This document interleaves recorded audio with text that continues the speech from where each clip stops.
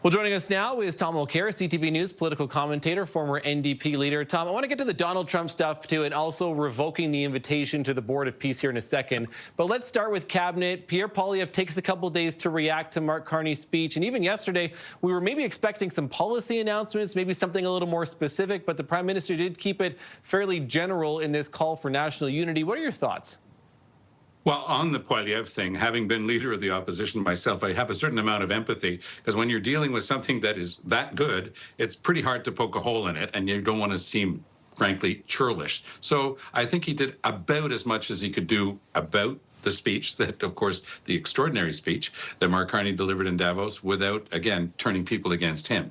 I also think that with regard to this invitation to join this so-called peace board or whatever it was that Trump was putting together, it's worth actually looking at the list of 19 countries that are on that so-called board.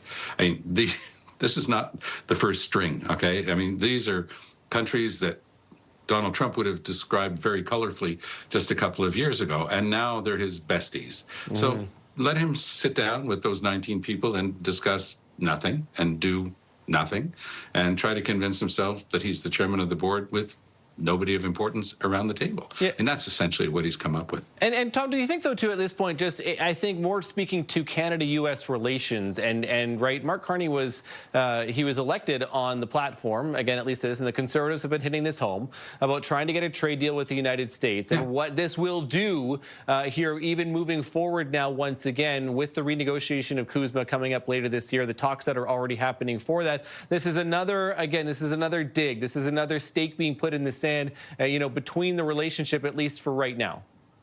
Right, but in the clip that we just heard, Matt, you know, Carney was saying the right things about the long-standing relationship. But at some point, you've got to stop being a sucker. That's why we were right to allow in 50,000 Chinese electric vehicles, because we had said no to them and put 100% tariff on them to be on side with the Americans. And by the way, that was before Trump got reelected. That was Biden and Trudeau that did that. But we went along with it. The Americans were saying, no, we got to keep them out and we got to protect our own markets. Fine. But what did we get in return? We got Donald Trump and we got tariffs. So going along with the Americans, you know, just to be able to continue the deals and the relationship proves nothing. It doesn't get us anywhere. So I think we were right to just drop the thing there and move on. With regard to the speech that you referenced, the second one, not the Davos speech, but the one in Quebec City yesterday, it's extraordinarily important. For those of us who have, I worked and survived the two referendums on sovereignty here in Quebec. And I have to tell you that there were a lot of us who were cheering for Carney simply because we were never convinced that he paid that much attention to the issue of national unity, quite frankly. And yesterday there was a lot in there, a lot about the history of the place. It was so well crafted and so well done that the separatists were immediately rending their garments, saying they have a big convention this weekend, the Parti Québécois. They're going to be attacking Carney nonstop. Perfect. Let them actually look at what Carney said, because it was a very positive speech about what we can accomplish together. But there was even stuff in there that was quite courageous on the part of Mark Carney. For example, Quebec has discriminatory legislation that goes after religious minorities. Now, up until now, the feds have stayed on mostly technical grounds about the notwithstanding clause. What we heard yesterday was Carney describing that as a fundamental Canadian characteristic, respecting the differences in people's religions. That's the first time I've heard anybody in Ottawa go down that path, which is clearly targeting the current CAQ government of François Legault, but also the Parti Québécois, which takes an equally narrow view of what a Quebecer is, and is a very exclusive view. It's very divisive. It leaves a lot of people out.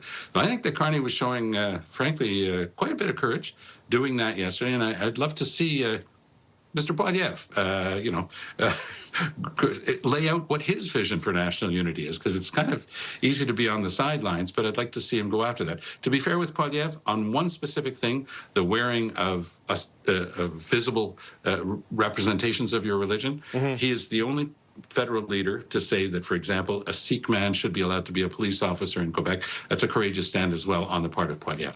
Certainly interesting again, too. We talk about the PQs being ahead in the polls with the Quebec election happening in October, and also the petition in Alberta that is going to continue to circulate, is ramping up. So, Tom, have to leave it at that for now, but appreciate it as always. Tom Mulcair, CTV News political commentator. Thank you for this. All the best, Matt.